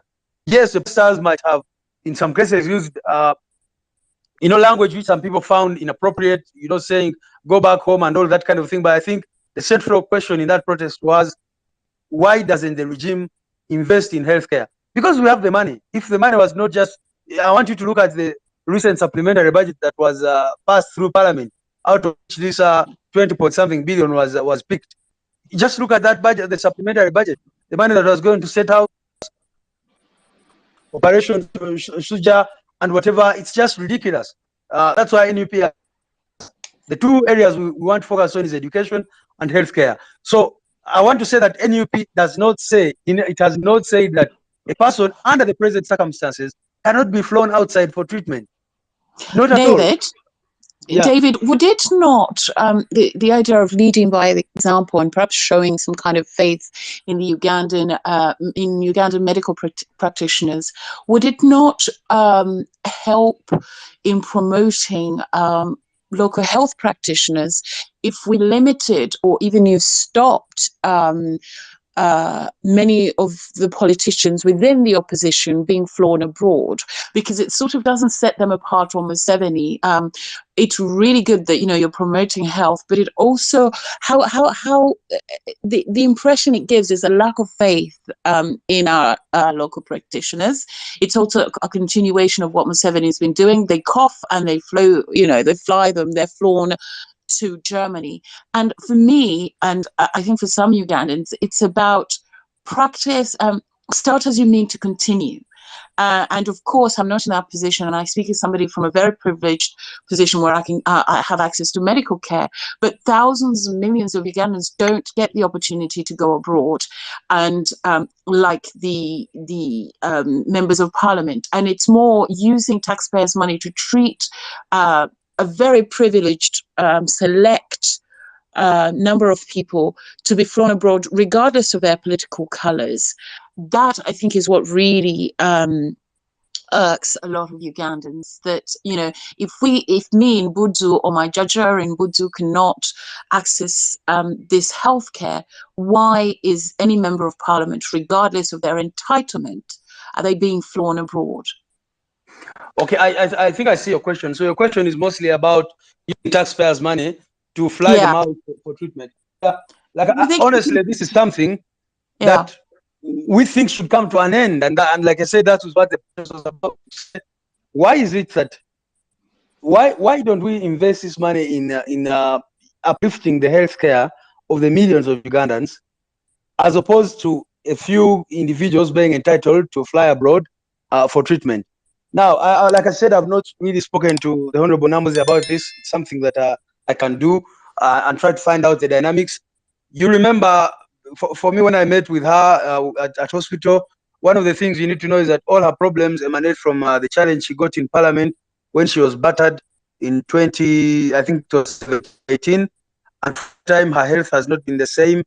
And I think what she explained to us at the time was that she was really, really fighting with the medical board to give her clearance. So I don't have all the details about this, but in principle, yes, we are saying that a time has to come where Ugandan hospitals are uplifted. I don't think, of course, some people might be doing it out of other consideration, but I don't think the members of parliament, you remember when our president was beaten up in Arua, you know, very few people had chance to see him, and I was one of those who saw him at marking the military barracks, and I don't know if what the reaction would have been if people. So he got out of that place, and he everybody here because, and the state, no one paid for him. He had to put his own bills to go to the US for that for the everything. But as you know, he injected with all sorts of substances in military detention, so he couldn't stay here to say, let me somehow on the hospitals here or something like that, because first of all, he needed to check the toxins and everything.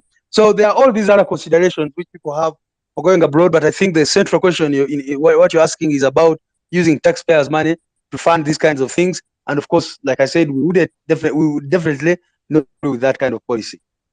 Absolutely. I think private funding, I think if you're being paid a salary as an MP or anybody, I have no problems, or I see no problems with somebody using their private means to get medical attention, because you would do it anyway. Health is such a premium. So you would do it anyway. So I see no problem in principle with somebody paying privately. It's like I said, and like you've just pointed out, it's the taxpayer money that's becomes a problem. Mayandra, would you like to come in? Yeah, thank you very much. Please give me one more minute, please. Okay. Please. Thank you very much. And Davis, thank you for your answer. Fair enough. I wonder why NUP did not come publicly to change the narrative of what happened in the USA when the late speaker was there. Secondly, in the NUP, from Acholi sub-region, we have a chairperson of the committee, local government. Then we have the deputy chair of COSASE, who is from Amuru, the Honorable Lucia Kelo. Now, in somewhere, as you were speaking, you talked about the case that about injustices that NUP has lodged in the ICC. Now, from the constituency of Honorable Lucia Kelo, there's been gross injustices and murder and torture and everything in the upper land conflict. So my question to you as a lawyer and also from the NUP and also the opposition in Uganda, have you taken interest to include this case among the case scenarios that you have lodged at the ICC? Thank you very much. Oh, thank you so much. First of all, I think we came out a number of times to explain what the protests in the US were about. We clearly said it was never about the late Right Honorable Speaker. It was a principle. The people were protesting, as far as I know, and like I said, that protest was not organized by NUP. It was citizens saying, let's spend money on healthcare in Uganda. If you go to Nairobi, you'll see doctors in Nairobi Hospital, in Aga Khan, wherever, because there's no equipment in Uganda, they are not paid well, they don't even have accommodation and other amenities. So then they decide to go for greener pastures. If you go to Boston and see the people who work, the nurses there, and even some doctors, you know, they are Ugandan. So it's a question of brain drain, and we think that if we invested money in healthcare, those individuals would be able to come back to Uganda, would be able to treat and take care of people in a more dignified. So I think that was and that continues to be our narrative. Now about the ICC case, thank you so much for raising the question. And if you see, our president talked about it in the past, and we've been following it up. The injustices going on there, and now even at another level, with murders, rapes of women, and other things. One of the challenges is that place is extremely, there's a lot of security there, and I know that at some point we even tried to go there ourselves, and we were advised not, because of the way the regime had really security presence everywhere. But it is something we can discuss, because definitely crimes against humanity are broad, and they don't just relate to the political situation. We have the situation in Kasese and other places across the country. So thank you so much for raising it again. It is something we can discuss even privately to see how we can get lawyers there, because the most important thing is have lawyers there, have them take affidavits, get the evidence of these people, and then file it with the court, so that the court can decide whether these cases merit investigation, which we think they definitely do. Thank you, David. Finally, Mayandra, and then we'll call it an evening. Yeah, Thank sorry, you. Sorry. Okay, thank you very much, Iliana. Thank you very much, Mr. Muwonge. My quick question is, what is the NUP's position on issues that are happening outside Uganda, but closely interlinked with the country?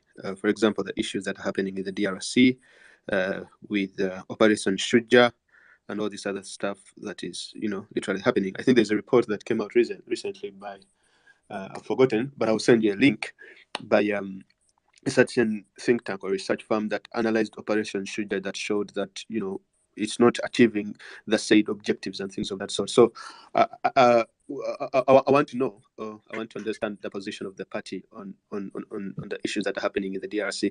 Then secondly, what is the political significance of the engagements and interactions that the president is having all over the continent as well as internationally? We've seen him travel to Senegal, we've seen him travel to different parts of Africa, as well as traveling to I think he's in Germany now. What is the political significance? Are these people playing us, or are they, are we getting something out of these engagements? Because the reason I ask this is that I think 2 months ago, there is a committee from the US Human Rights something that came and met the opposition leader at the parliament. But then all of a sudden, I don't know what came out of that particular engagement, but we want to understand if at all, ever since those people from the US came to visit the opposition leader of parliament, if there is anything fruitful that has come out of it, or should Ugandans not pay much attention to that and just concentrate on doing what we do best, or not to look forward to people coming from outside to give us a hand. But I would like to know generally the foreign issues that are Mayandra, happening. Yeah. I think you must have come in late because that was one of the first questions. But I'm going sure, to let I must have come in late. respond briefly. I'm going to let him speak. No problem. If you responded it, I'll just hear a replay. No problem. Okay. No, but I'll let him speak.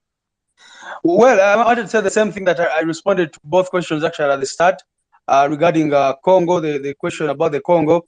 It's interesting what the story of Congo is extremely sad, as everyone knows. But from the time the Operation Shuja started, we came out clearly and did not approve of it because it came at the heels of Uganda's condemnation by the International Court of Justice. We have to pay lots and lots of money because of adventurism went in Congo, and a few of people plundered judgment, even has some of the names of the people who went in and plundered timber, gold, all these other things, and yet the people of Uganda have to pay this money for many years. We disagree with that approach of the regime going into the Congo, to do pretty much what we regard the same things. And of course, there are videos which came out showing our soldiers beheading people, and when the operation had just started, and the human rights record of Uganda is not anything to go by. You know what they are going to be doing to the people in the Congo. So definitely we were not in agreement. But also, just like in the 90s when Uganda went into Congo with all these claims of we are going in for strategic security interests and all that, but it turned out that they are going to plunder. So I personally do not buy into what the narrative of the regime and the NUP has come out clearly say that this is not even about pursuing ADF, but maybe some sort of self-aggrandizement, but also General Museveni continuously portraying himself as a guarantor of peace and stability in the Great Lakes region, as indispensable to the international community and all that. Maybe to your last question, you asked about how we view the engagements that we continue to have. I'll say that there have been fruits out of these engagements. The struggle is multi-pronged, as we all know. So you never know. You just continue knocking on doors, you continue your voice, continue to speaking out to governments, to activists all across, and who knows? For example, you know that out of these engagements and of course the efforts of other people, I see Nicholas Opio listening in, people like Nicholas and other people have roles and significant roles. We've been able to get some sanctions against individuals, travel bans, etc. Previously, there was a lot of money going directly to the government of Uganda. Now, many of these countries do not give money directly to Uganda. They give it to, indirectly, they send it to NGOs and other, organizations, which then goes directly to serve the interests of the people. So we continue to make this case. And so we haven't gotten what we want exactly, because we think there should be stronger sanctions. We think the Magnitsky Act or Magnitsky sanctions should be imposed on these officials of government who violate democracy and violate human rights and rig elections, etc. But it's a continuous process of engaging and trying to get as many people to see what exactly is happening in Uganda. Thank you, David. This has been such an enlightening exchange. I see loads of people who have been desperately trying to come in and speak. I've got, I don't know, we're about to close, but there's Daniel Kawuma who's waiting or who's wanting to ask you a question, but I think we've run out of time. It's entirely up to you. And then we can close. It's up to you. Let him ask his question, Comrade Daniel. Let him please ask his question. Okay, there we go. Daniel, would you like to come in and ask your question, please? Oh, he's dropped again. I've just, he should. Good afternoon, everybody. Thank you so much for organizing this discussion and for all the answers to the questions. I don't know if David will be able to answer this question, but we have seen opposition over the years believe in election in Uganda as a means for bringing about meaningful change. And I know they have continued to encourage people to participate in voting and going on to pick representatives at all levels of government. But for me, this is a strategic question going forward. Is NUP willing to step back into presidential elections with Museveni? Because I don't know if the question which I think the opposition at some point has to answer, because Besigye tried, and we saw the challenges we faced. Bobby Wine also came and tried and energized the youth in Uganda. People knocked on doors, and there was a lot of energy across the country, but we saw what happened. So the question that I think this is a question for all of us. Now, of course, no one is advocating for violence or anything that should be the course of action, the way NRM came into power. No one is advocating for that, but just as an opposition, I think that's a question which has to be answered. That, let's say in 2026, is Bobby Wine going to stand again? Of course, I don't expect an answer to that question now, but it's a question which opposition has to grapple with. That, is the vote still seen as a viable way to have meaningful power change in Uganda? Thank you so much. Yeah, I think you've done very well to ask that question to all of us. I think it's an extremely important question. You ask yourself what you need to do, because in a way, sometimes the regimes organize these elections to legitimize themselves and to do whatever they want. But like I explained again earlier, that for me, from what I saw in Omoro and what I saw in Kayunga, the regime seems to be desperately trying to get us to that point where people say no more to elections. And I think if that consideration is made at a time and we decide that we're not going to participate in these elections, then we should ask ourselves, what is the alternative? Definitely, that's not a discussion we can have here. But I can confirm to you that these are questions we keep asking ourselves. You go to Kayunga, you win elections, and you have all the DR forms. The regime announces whoever they want. You go to Omoro, and then people are moving around in numberless cars, delivering pre-ticked ballot papers, and then they just come up and announce whatever they want. Then you ask yourself, is it worth it to engage in these elections? But like I said, on one hand, use these elections to mobilize our people, to reach out to areas where we would otherwise not reach, to pass on a message of change. But I said it is a question that we need to have. And personally, I think Ugandans, and when you say opposition, I expected a question to come up around that question of opposition unity, because it is a question people keep asking. And General Museveni, being the manipulator he is, has largely been able to divide the opposition, that sometimes you try to look through and you're like, who are we going to even engage with? But I think it's important for the forces of change, let me call it that, to come together and have a discussion on that. And what I can say is that we are continuing to engage with our brothers and sisters in other forces to have these open discussions about questions like this. Thank you so much, David. There's so many people wanted to talk to you. I have to apologize and to let people know that NUP will be holding spaces moving forward. So there will be dialogue, but I'm sure David can tell you more all about that. But this is not the end. It's been really a really fruitful and rewarding exchange as an inaugural Twitter space for NUP. So thank you so much for taking the trouble to come in and so graciously answering everybody's questions. I'm going to leave the last word to you and wish everybody a very safe and excellent week ahead. David, would you like to come in with some closing words, and then we'll wrap it up? I want to really, really appreciate you for hosting us here today, and to appreciate you so much, for giving everybody a platform to, ask questions. Like I said, we really, really want to start making use of these spaces, not only to answer questions, but to listen to what our people are saying, to listen to what, to get some ideas. Like now, some of the ideas I've picked from this conversation. So thank you so much. And finally, I want to request and to encourage everybody to remain optimistic. There are many times when it looks bleak, there's many times when the future looks dark. But like I said, I'm always encouraged by the resilience of people in different places who have been able to win their struggles. I want to appreciate the diaspora and everybody who continues to do whatever they can do to push in our country. This is about NUP. This is not about Honorable Chagulanyi. This is about our country, and so let's all get our hands dirty to see that our country changes and gets on the right path. Thank you so much. And like I said, very soon we'll have another space where hopefully we'll have more leaders, including our president, listening from the people and also speaking to you all. Thank you and God bless. Thank you. Thank you very much, David. Have an excellent week, everybody. And we will see you again next week at the same time. Stay safe.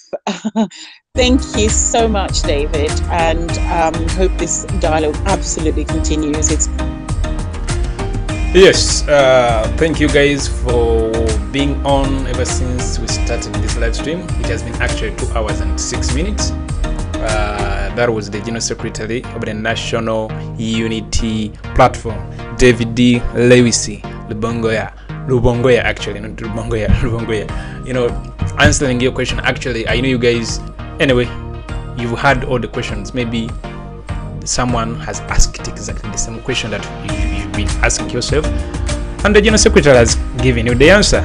Of course, very many have not been answered because we all have very many questions, but the only answer is one: to get rid of the dictator, and that's the absolute truth. So he was alongside Juliana, and that was a Twitter space that was held yesterday. I was just relaying it for you. I know you miss most of these important, updates, but yeah, you all know I always bring them to you. Bera sagala omisinge chintu na chimu. Divine, you are asking, JB, was this hosted on Twitter or Facebook? It was hosted on Twitter. And actually, just like the Secretary General stated, in the coming days, more are going to be held, those that even include the president himself. You interact with the president one-to-one. You ask him the question, he gives the answer. You advise him, he advises you. That's how we're going to keep doing. That's how we're going to keep going. Lastly, let me actually, guys, remind you about the second annual NUP conference, which is actually going to take place in Amsterdam, this 30th of June, and it's actually going to end on the 3rd July. So the conference is in Amsterdam. They are protests. Actually, let me actually walk you through a few activities of this conference, such that you get to know and where actually to get more of the information if you don't know anything about this. The president is going to be there. The General Secretary is going to be there. Very many other leaders from the National Unity Platform are going to be there. And actually, there is also going to be the president, of course, is going to entertain you. He's a musician.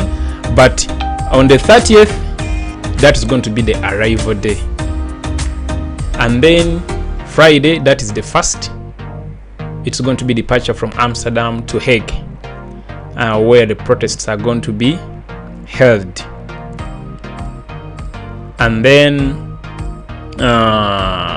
wait a minute. Yeah. On the 2nd of July, that is the discussion day. You are going to hear speeches. You are going to hear from Dr. Lina Zedriga. You're going to hear, those are the deputy presidents of the NUP.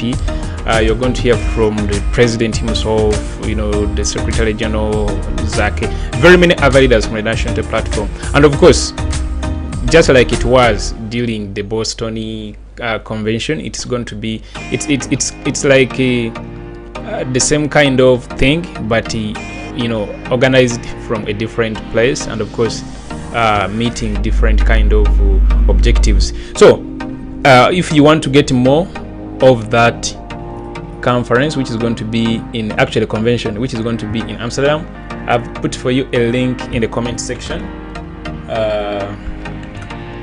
Yeah, there it is. You can click on it. It's diaspora.nup-uganda.com. You're going to get more of that. And then there is one which is going to be in Los Angeles. That is on the 12th to 14th August. Postage is on Azona platforms. Okay, guys, let me not mix this live broadcast with this other version. Bye bye.